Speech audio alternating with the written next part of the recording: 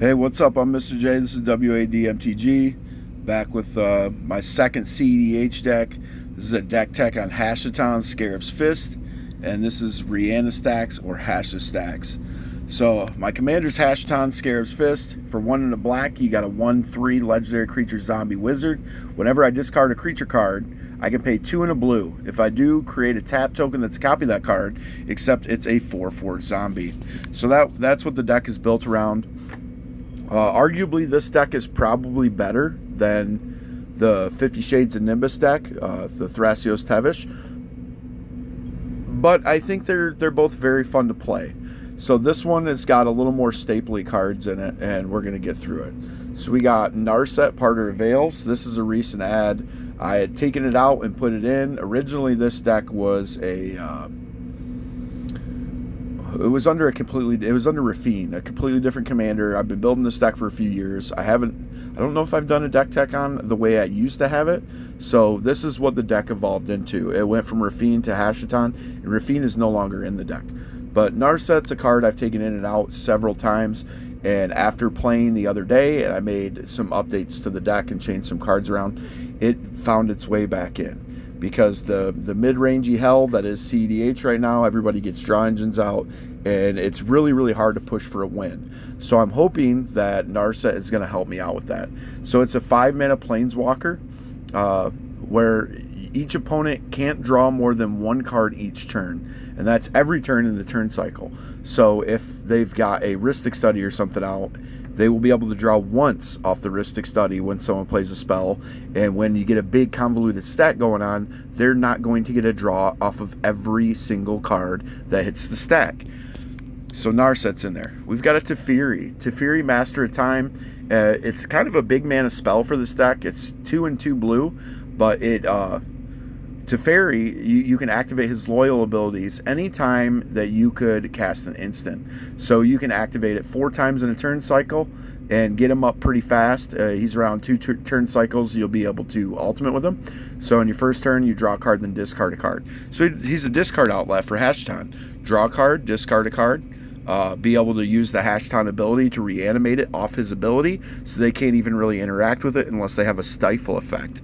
And the idea is to get him up all the way, draw and discard, my turn and my 3 opponents' turns. That'll have him up 4, so he'll be up 7 by the time it gets back to me, 8 on my turn, and then 3 more. So he'll be at 11. But by the time he hits 10, after the 3rd person in turn order, you can just kill him off and take your 2 extra turns. And then it'll go back to the other person's turn and then back to your turn again. So that's why Teferi made the deck. I think he's a fantastic card in this deck, and the idea is just not to throw too many big mana cards in the deck, so that way Teferi really does have his place to shine. We've got Boromir, because it's kind of a Staxy Reanimator control style deck, and Boromir, Warden of the Tower, is for 2 and a white. It's a legendary creature human soldier with vigilance. She's a 3/3. Whenever an opponent casts a spell, not you, so whenever an opponent casts a spell, if no mana was spent to cast it, counter that spell. So that works off of Atali triggers. They won't be able to cast the spells off the Atali triggers because they'll just be countered. They're playing them for free. They won't be able to use free interaction.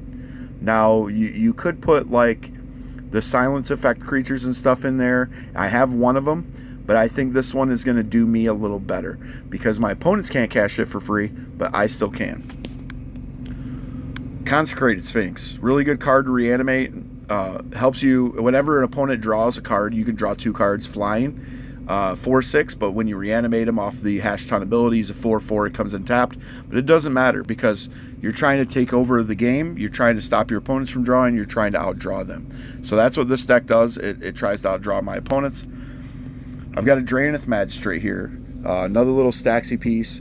So can stop people from doing Atali things. Can stop people from playing their commander if you get them out early. Great little card. Also stops a few like combo lines. So he made the deck. He's one of the last minute includes where he was in and out of the deck as well. Esper Sentinel, fantastic 1/1 for 1. Whenever an opponent casts their first non-creature spell, I get to draw a card unless they pay X, where X is his power, which is usually only 1 in this deck. Unless I reanimate him through Hashaton, then he's a 4/4. Then he's fantastic. Got a Fairy Mastermind here.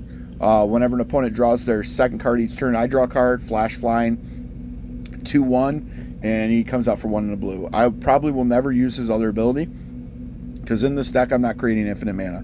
So I'm not creating infinite mana to draw my opponents out past turn and win the game through them not being able to draw. We got a Ghostly Pilfer, another really good card here. You get him out early. If they play their commander, you draw a card. And whenever he becomes untapped, I can pay 2 if I do draw a card. And then whenever an opponent casts a spell from anywhere other than their hand, not just exile, draw a card. And he's also a free discard outlet.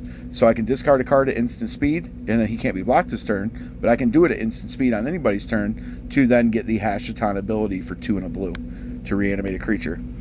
One of those creatures I want to reanimate is Jin-Gitaxias Progress Tyrant. I didn't go with the other one, the 10 mana one that reduces their hand size like a lot of other people did. I like this one for this deck. He's a 5/5. He helps me control the board. Whenever I cast an artifact, instant, or sorcery, I can copy that spell. Choose new targets for the copy, and it triggers once per turn. Whenever an opponent casts an artifact, instant, or sorcery spell, counter that spell, and the ability only triggers once per turn. So that's every turn in the turn cycle. It's free counter spell. It really stifles their ability to try to push through and win the game. And then also, if like I play a counter spell somewhere on the stack, I get a copy of that spell, which I can then redirect to another spell on the stack. We got Ledger Shredder here. It's a discard outlet, 1/3 flyer. Whenever a player casts their second spell each turn, Ledger Shredder connives. That's draw a card, then discard a card. And then if I discarded a non-land card, he gets +1/+1 counter. So it is a discard outlet for Hashaton. Also, it gets big and it connives. So it was originally in the other deck, but I just thought it was it was originally in Rafine, but I just thought it was better in this deck because the discard then enables the Hashaton. So we've got a Lortho here. It helps create treasures pretty early on. Whenever a player casts their second spell each turn, that includes you. You lose a life and create a treasure token. That helps me ramp. It helps me get early artifacts on board. Oppo. So we got an Opposition Agent here for 2 and a black. Flash Human Rogue, a 3/2. You control your opponents while they're searching their libraries, so you can fail to find. Also, while an opponent is searching their library, they exile each card that they find, but you're the one searching their library. And then I can play that card for as long as it remains exiled, and then you can spend mana of any type as if it were any color to cast that spell. Very good card. We got an Orcish Bowmaster here. So anytime a player draws a card in this mid-range hell, I can then start throwing damage around like crazy. If they wheel or something, that's even better. Flash. He also has Flash, so I can flash him in response. Phyrexian Metamorph, another artifact in the deck, along with the Lortho that creates treasures and the Esper Sentinel. They're just early on creatures I can play that are also artifacts that help turn on my Mox Opal. So I have 14 artifacts, so I needed those couple extra cards that really do help out a lot with the Mox Opal. So the Metamorph can come in for 3 mana into Phyrexian Blue. You just pay 2 life. It's a 3-drop, not a 4. You just always pay the 2 life. Whenever it enters as a copy of an artifact or creature on the battlefield, except it is an artifact in addition to its other types. You got a Psychic Frog. It's a 1/2 for a blue and a black. And then whenever it deals combat damage to a player Planeswalker, I can draw a card. I can discard a card for free, instant speed, put a +1/+1 counter on him. So he not only is a good threat, he allows me to draw, he makes himself hard to hit, or hard to block, and he enables Hashaton. So I can exile 3 cards from my graveyard and give him flying to make him hard to block. I've got a Putrid Imp here, another outlet for Hashaton, because I can discard a card from my hand at instant speed. He'll gain flying until end of turn, and then if I hit Threshold, he gets +1/+1 and can't block. But he's a 1-drop black discard outlet. So we got Razakath here. This is one of the win cons in the deck. We reanimate the Hashaton, or the Razakath through Hashaton. He comes in tapped, but he still has the flying trample ability. Pay 2 life, sacrifice another creature, search your library for a card, put it into your hand, then shuffle. If you got multiple creatures on the field, you can just do that multiple times, search for your win con, and play it out. I did have the Hoarding Broodlord Saw in Half line in here, and those were some of the cards that I ended up taking out to rely a little heavier on the Razakath and to not bog down my hand with cards that are unplayable unless I have the combo. So that's one of the changes that I made. I put Shieldred in the deck. A lot of people are off Shieldred right now, but for 4 mana, a 4/5 with Death Touch, whenever you draw a card, gain a life, because I'm drawing a lot. When an opponent draws a card, they lose 2 life. Your opponents are drawing a lot. So if you can power turbo into this thing, it becomes pretty nasty. There aren't many creature counters in CDH. There are a few, but they're not many. It becomes a card that's very hard to answer if you can land it on the board early. And I've got a couple different ways to do that. So we got a Spell Seeker here for 2 and a blue. It's a 1/1. And then when it enters, I can search my library for an instant or sorcery card with converted mana cost 2 or less, reveal it, put it into my hand, and then shuffle. Thassa's Oracle for Demonic Consultation. Tainted Packline to win the game. Tireless Tribe, another 1-drop discard outlet for Hashaton. So on curve, I could play one of my 1-drop discard outlets, play Hashaton, turn 3, reanimate something by discarding it and spending my mana into Hashaton's ability. So it's just a little redundancy for that at 1 mana. Tivit is one of the win cons in the deck. That's one of the creatures I'm really trying to discard and reanimate through Hashaton, because it's flying ward 3, but it still has the Council's Dilemma ability. So when it enters the battlefield or deals combat damage to a player, starting with you, each player votes for evidence or bribery. For each evidence vote, investigate. For each bribery vote, create a treasure. While voting, I get an additional vote. So I always vote for treasures. Your opponents will always vote for clues. That gives you 5 artifacts. Now, it's obviously well known that Time Sieve is a combo. So you sacrifice 5 artifacts, take an extra turn. If you can reanimate the Tivit and then land a Time Sieve, now you can take infinite turns and win the game that way. So we got a Voice of Victory here. This is the effect I decided to go with because the deck is 3 colors. 2 white pips is kind of hard to land. So this is the one I decided to throw in the deck. A lot of people are running both, or both plus Ranger Captain of Eos, plus Silence and a few other silence effects. But I'm just running this card and Silence. So my opponents can't cast spells during my turn. It's a 1/3. Gives me protected wins. I got Volatile Stormdrake because I don't have the old school version of it. The 3/3 that you can take any creature and it just swaps. But I have this one. So it's flying, hexproof from activated and triggered abilities for 1 and a blue. So when it enters, exchange control of Volatile Stormdrake and target creature an opponent controls. If I do, I get 4 energy. Then I sacrifice that creature unless I pay any amount of energy equal to its mana cost. So if you steal something that's a 4-drop or less, you can keep it by spending the energy. But if it's bigger than that, you steal the card, give them the Drake, and then that card will be sacrificed. So it can be used in a couple different ways to give you utility, give you a good piece, or to as a removal piece to get something off the board. So we got Wandering Archaic here. This is a control shell in this Staxy deck. Then it's like a Staxy control card. So for 5 mana, it's a 4/4. Whenever an opponent casts an instant or sorcery, they can pay 2 mana, colorless. If they don't, which they almost never will have the mana to do, I can copy that spell and choose new targets for the copy. So all of my opponents are just giving me all kinds of value. And if they try to counter my spells, then I can just copy their counter and counter their counter with the copy. Very good card. So the artifact suite in the deck, we've got a Arcane Signet, classic. We've got a Chrome Mox, nice free mana. We've got a Grafdigger's Cage. Although it is kind of like a reanimation shell. When you discard a card for Hashaton, you're not playing a card from your graveyard. You're also not playing a card from your library. You're using Hashaton's ability to create a token that's a copy, or create a copy that becomes a token. So it won't double up token effects because it creates a copy that becomes a token rather than creating a token. But it does shut down Underworld Breach lines. It shuts down main deck reanimator strategies. There's several of those. And, it shuts down Underworld Breach. It shuts down that green card, Finale of Devastation, so they won't be able to play cards from their library, or any other green, like Eldritch Evolution, stuff like that. So it shuts down those abilities. as well. Lion's Eye Diamond, one of the best cards in the deck because it enables Hashaton by itself. You discard your entire hand. Hopefully you can play out some cards and only have big creatures in your hand. Add 3 mana of any color, which would probably be blue, so you can then activate Hashaton's ability and create a copy of it that becomes a token right off the Lion's Eye Diamond. It completely enables it, 1 card. Lotus Petal. So, you know, free mana. Mox Amber. My commander's only 2-drop. Now, because even though he has blue in his color identity, it doesn't turn on blue for the Mox Amber because Hashaton is white-black.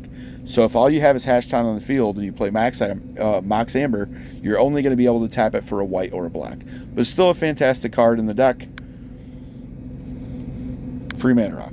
I've got a Mox Diamond, another free Mana Rock that you can tap for any color.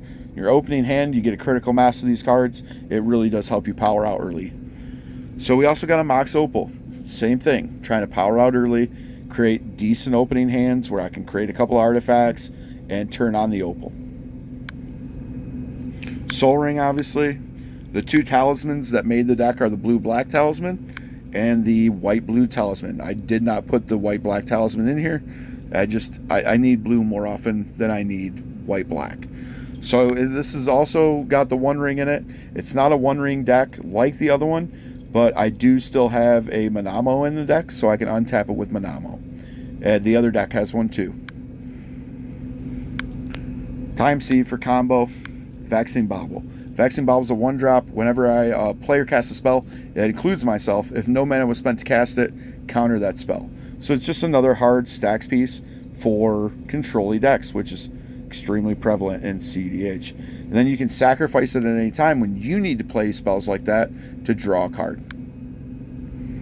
And then we get into the instants. So we got a lot of interaction here. We got 20 instants. We got an Offer You Can't Refuse, counter to non-creature spell. Its controller creates 2 treasures. You can even do that to counter your own, like free Mana Rock to create 2 treasures early, like a Mox Amber, create 2 treasures. Now you got 3 mana turn 1. Culling the Weak. Sacrifice one of my little creatures. Add a bunch of black mana. Really good for like powering out Shield Dread. Turbo card. Got a Psych Rift in here too. It doesn't create as much big mana as the other decks does, but it is grindy, and I try to get to the late game. So because the deck is already naturally grindy, there's a good chance that I might actually be able to play the Psych Rift overloaded. Dark Grit. Just another way to turbo. The Deadly Relic. Free interaction with my commander. Demonic Consultation, we went over that with the last deck. It's just you can name whatever card you need for gas, or you can play it for the Thassa's Oracle win. Dovin's Veto. This is a new card I threw in here, a new interaction piece. It just counters a non-creature spell for 2, and it can't be countered. So it's kind of got like, I mean, it can be responded to. So it's not like one of those cards, I forget the ability, that's got Split Second. So it's not like it's got Split Second. It can be responded to, but it can't be countered. So it can kind of, guarantee some lines there for you. We got a Fierce Guardianship, free counter spell with my commander. Flusterstorm, same kind of deal as the last time. It's just a really efficient counter spell. Has Storm, so you can hit multiple spells on the stack with it. Force Negation, pitch a blue card. You pitch it to exile, countering that creature spell. It gets exiled. Force of Will. I've only got one of these, so it went in this deck. Pay a life, exile a blue card from your hand, counter target spell, any spell, that includes even a creature. Fracture, it's a little bit of removal in the deck. Destroy artifacts, enchantments, or planeswalkers. Say there's a food chain or an underworld breach that you need to stop. You weren't able to counter it in time. You might be able to fracture it. Maybe you didn't leave up that mana. There's multiple different uses for the card. It really, for a cheap card, I think it's very, very good. Mana Drain. Like I said in the last one, Mana Drain is not often played in CDH. But because I do have big creatures, if I can't go through with my Hashaton plan, Mana Drain might help me counter a spell and get enough colorless mana to drop one of the big spells, just hard cast it, without having to go through the lines of Hashaton to do it. Then we got a Mental Misstep, a really good interaction. It's a free card. Just pay 2 life. It's Phyrexian blue. And counter target spell with converted mana cost 1. Mindbreak Trap. Your opponent casts 3 or more spells. You pay 0. It's freeze counterspell. Exile any number of target spells that are on the stack. We got Silence in here, classic in white. We got kind of like a half a counter spell here with Sink into Stupor. It's a MDFC. You could flip it to bolt yourself in for land, or you can use it to return target spell or non-land permanent an opponent controls to its hand. So a nice little bounce. We got a Swords of Plowshares. We got a Tainted Pact for the same thing as before. Search for gas, or for Thassa's Oracle Demonic Consultation. We got a Vampiric Tutor. Search your library for a card, shuffle it, put it on top, you lose 2 life. Instant speed. And then for our sorceries, we do got a few more sorceries in this one. We got a Demonic Tutor. Search your library for any card, add it to your hand. Diabolic Intent. Sack your creature. Search your library for any card, put it to your hand. Imperial Seal. Search your library for any card. Shuffle and put it on top, you lose 2 life. Reanimate. So if I can dump cards or discard cards into the graveyard with one of my discard outlets, I also can just use Reanimate. It's the only reanimation spell in the deck. Every other reanimation is done through Hashaton. Then we got a Windfall. So each player discards his or her hand, then draws that many cards, or draws cards equal to the greatest number of cards a player discarded in this way. So you play it after somebody plays, draws a bunch of cards with draw, and then you draw a bunch of cards as well. It also works extremely well with Narset. So they can only draw 1 card. And you get all these cards, and they don't.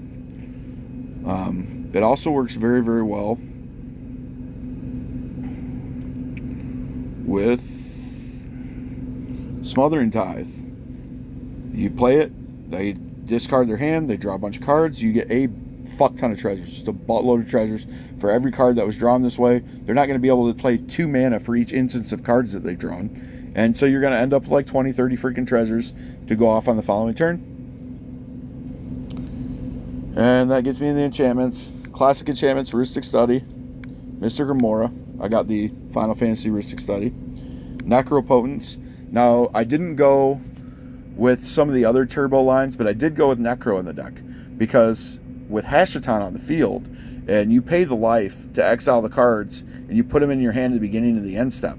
At the end of the end step, there's a cleanup step.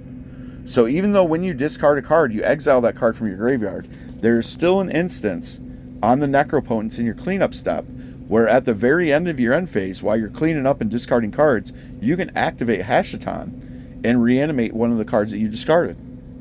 Or multiples of them if you have enough mana. So obviously Mystic Studies, Smothering Tithe. We got a Steal enchantment here. So we're trying to steal other people's Smothering Tithes. We're trying to steal other people's Rhystic Studies. It just allows you to steal enchantment. Tortured Existence. This is another enabler for Hashaton. 1 black, and for a black, you can choose and discard a creature card. Return target creature card from your graveyard to your hand. Now, mind you, you have to have a creature in your graveyard to activate this effect. You cannot just discard a card and have no targets.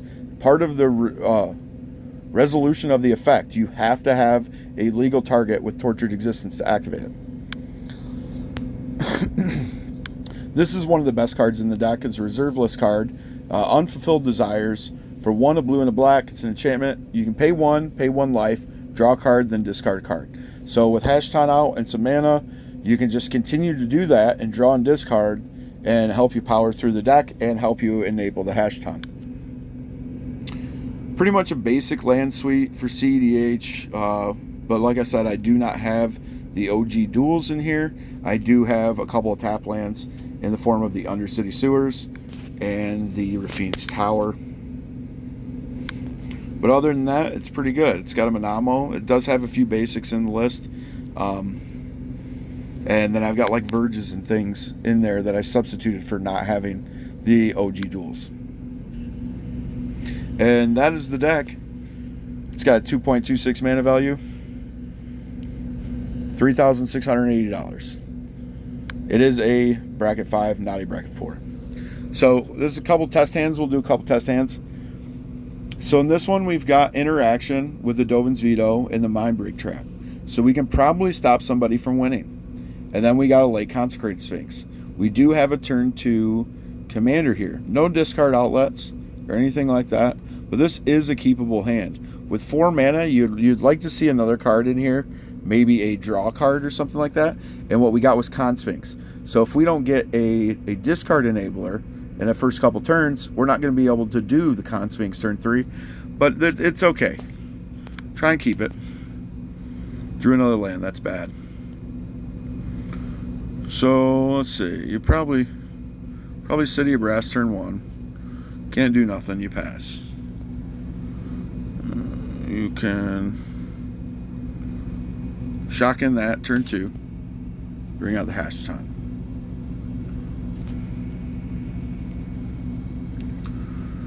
It's starting to get okay, but I don't have the discard outlet. So we got our 3rd mana. In this turn, we're just going to go around and we hope to stop someone from winning with the Dovin's Veto. So we play the Dovin's Veto. Somebody's turn, they're going to go off and do something. Maybe they're going to play a Rhystic Study or something like that. You're going to want to counter that spell. Is it just instant sorcery or is it non-creature? Non-creature. So yeah, you can counter that spell, even if it's a draw engine or something like that. To hopefully stall them out a bit, because that's what this is. It's kind of built like a Tivit deck. Oh, there we go. Now we've got some shit going on here. So we can either play a land here and play the Teferi as an outlet to maybe land the Consphinx by drawing and drawing and drawing. That's going to bring some attention to you because you're going to get it up. You're going to draw and discard, draw and discard, draw and discard, draw and discard. And that would take all your mana to do it. So that's one way to go about doing it. The other way would be, instead of doing that, to just do the Smothering Tithe. So you can get multiple treasures. People are going to probably draw a few cards. You're going to end up with multiple treasures. You're going to start the next turn with 4 mana, probably like 4 more treasures. And then you can still play a mana without drawing a card. So you're going to have like 9 mana. And then you can use that mana at that time to play the Teferi, activate the Teferi for the Consphinx. Now with the Time Sieve in your hand, hopefully you can draw and discard, draw and discard, draw and discard into Tivit. So let's see what we got here. Say this is turn 5, draw. That would be, actually, let's say it's turn 4. So I don't get the Teferi in yet. So we draw. That's going to be turn 5. Not great. We play that. Then we play this, right? We still got like 4 treasures. We can draw and discard.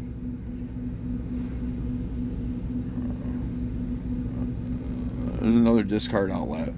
So what you do here is you just drop the Consphinx. Then it goes around, and now you're drawing 2, 4, 6 cards before it gets back to you. 1, 2, 3, 4, 5, 6. And you probably got the win here, because now you got more mana with the Smothering Tithe. They're drawing, you're drawing, you're drawing, you're drawing, they're drawing, you're creating treasures, you're drawing. But so you can definitely be able to, you probably hard cast the Razakath, but if you couldn't hard cast it, you've got the Teferi. If they, you can did that all the way around too, not just draw the cards from the Consphinx. You also can draw from the Teferi and discard the whole time. Draw, discard, draw, discard, draw, discard, draw, discard. So you see what I'm saying? You end up with by the time it gets back to you for the next turn, you got 14, 15 cards in your hand. You should be able to do something at that point to try and win the game. It's a little harder to like mock draw a deck that's built to kind of control, because you have to kind of assume your opponents are going to do stuff, you're going to be able to counter. You have to make the right decision, and then, and kind of play out from there. And without knowing what your opponents are doing, you have to kind of assume what your opponents will probably do or what's most likely to happen to set yourself up to see what you're going to be able to do. So I do have the Razakath. I will have a bunch more mana. So I could probably Razakath for like 3 mana. If I had to, I could throw in the Imp.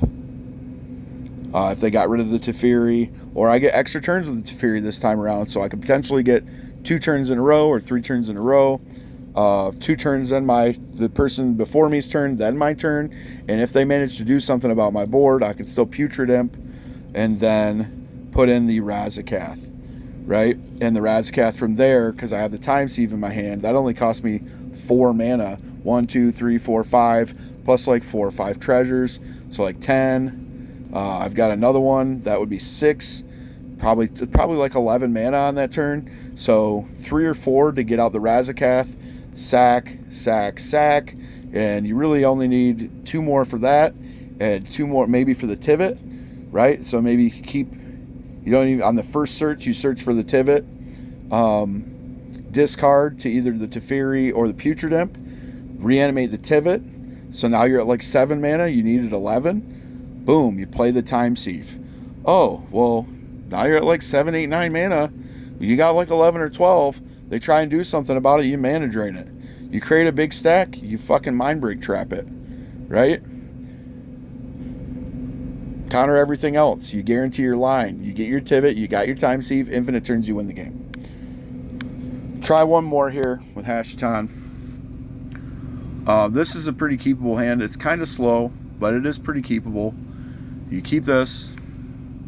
You don't really have a turn 1 play, but you do have a, you got to draw. Okay, so that's actually pretty good. So we can Undercity Sewers, comes in tapped here. Then you look at that one. You probably do want that land, because all you got's another white land. So you probably want to leave that on top. That'll be the card that you draw for turn 2. You're untapping here. You've got the white. You've got, you play the Vault of Champions, right? Then you probably play the Signet. Wait till your next turn. This is turn 3. So turn 3, you can drop this land, right? You can drop either the Shelly. That's pretty good. It's a little slow, but it's pretty good. So you don't just have the Shelly. You got the Shelly or the Mox Amber. So what you could also do, you got 4, is you can play out the Hashaton for 2. We got another land. I do not have another land. But then you can pull out the Talisman for your other 2. You've got 1 mana open. Play the Amber. Now you've got 2 mana. And you've got a free Deadly Relic. And you can Tainted Pact for whatever you need with your 2 open mana. That's probably the best way to go about it. And then on your following turn, since you didn't draw a bunch of cards and you're down to 2 cards, somebody's probably going to try to win the game, or they're going to have draw engines in play. So you look at how people, what they have on the field before you make that play. You either play the Hashaton, the Talismans, the Amber, and open the Deadly Relic and leave yourself for a Tainted Pact at instant speed to get whatever you need before your turn cycle comes back around.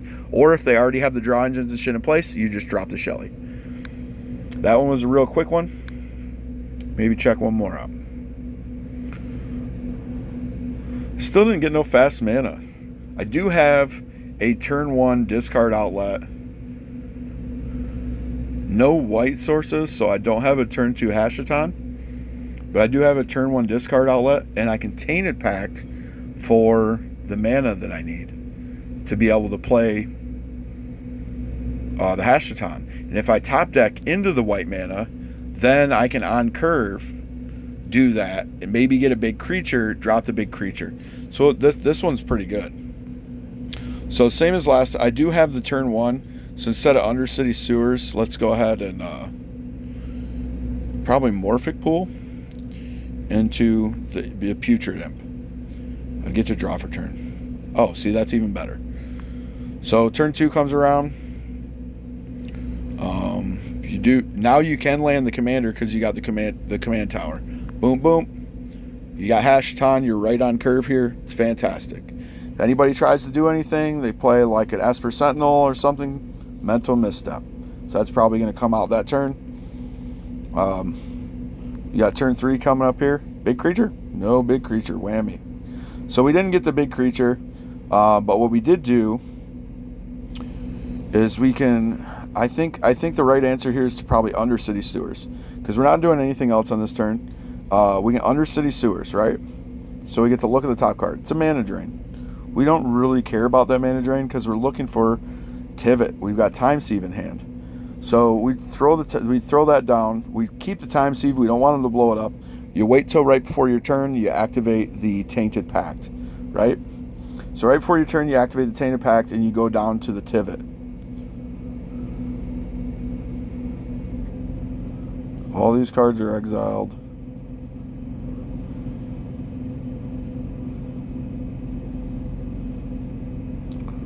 Come on, show me Tivit. Damn, that's a lot. You might want to take the one earner kick, but you got the win with the time sieve in hand. So, we're gonna keep going for the Tivit. Holy shit!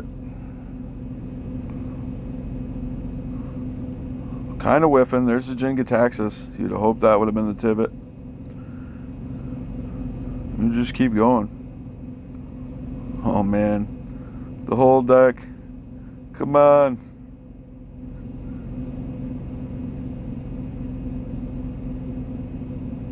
There he is. 27 cards left in your library. So then you untap for your next turn, and you've got the setup going on. All this shit's exiled. Literally all this shit is exiled. Kind of hurts. Might be hard to win.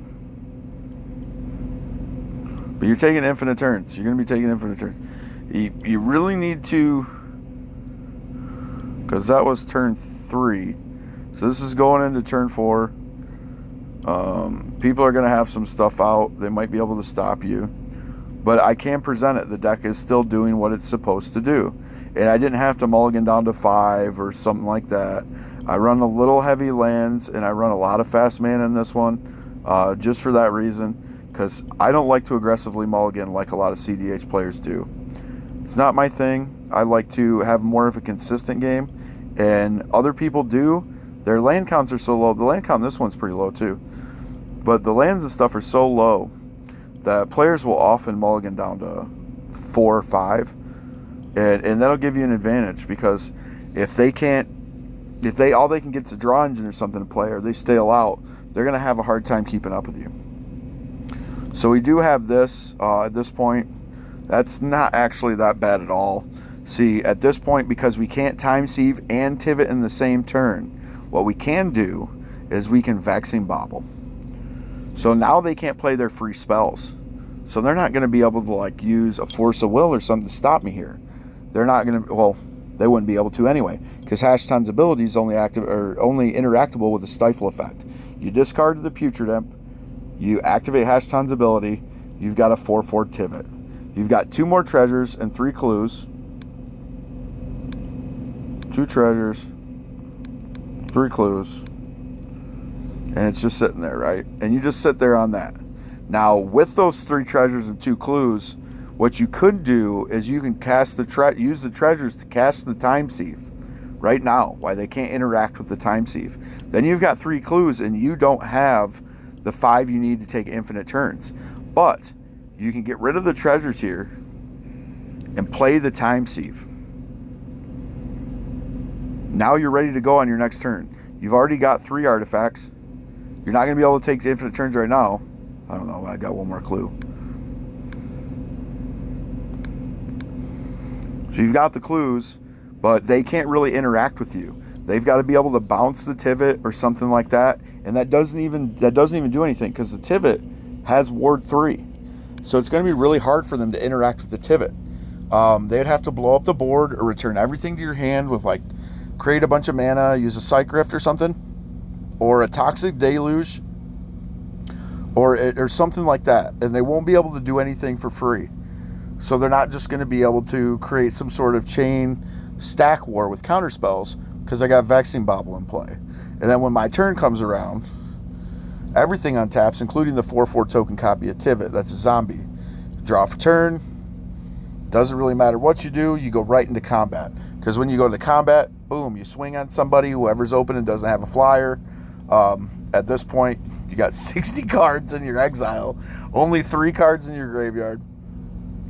But you know, you can take infinite turns here.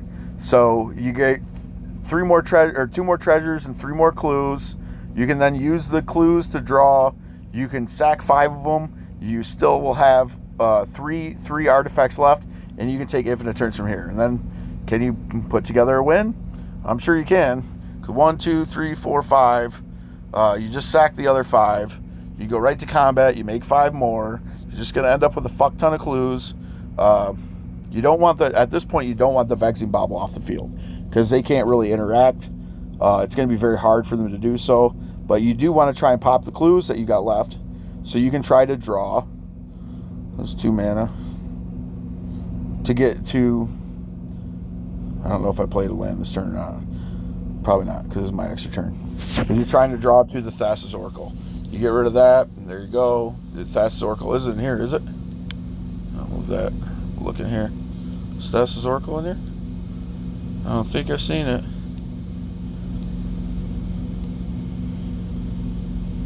It's not in there. So eventually you will draw into the Thassa's Oracle, where you could try and Thassa's Oracle Demonic Consultation. But you also just can keep taking turns, swing with Tivit. Draw again with the other clue. It's gone. You use the rest to get it if it turns. Now you're just, it's just a matter of time. You're drawing, you're swinging on everybody, you're creating a bunch of shit, you're sacking them to the time sieve, creating more turns, and you just keep going. Now you're playing solitaire. See where it is. All these turns, I'm just swinging 4 damage at someone. At this point, I think they disappear when they hit the graveyard. So I'd still have to play some stuff during these turns to maybe get stuff in the graveyard. But that doesn't really matter. I'm not really trying to. There's the Thassa's Oracle. And then by the time you get here, you're swinging. Try the Thassa's Oracle, Demonic Consultation. And if they can do something about it, they can. It's likely that they can't. You win the game. That's it. That's Hashaton Rihanna stacks. Those are my 2 CEDH decks. I'm Mr. J. This is W.A.D. MTG. I'm out, y'all. Peace.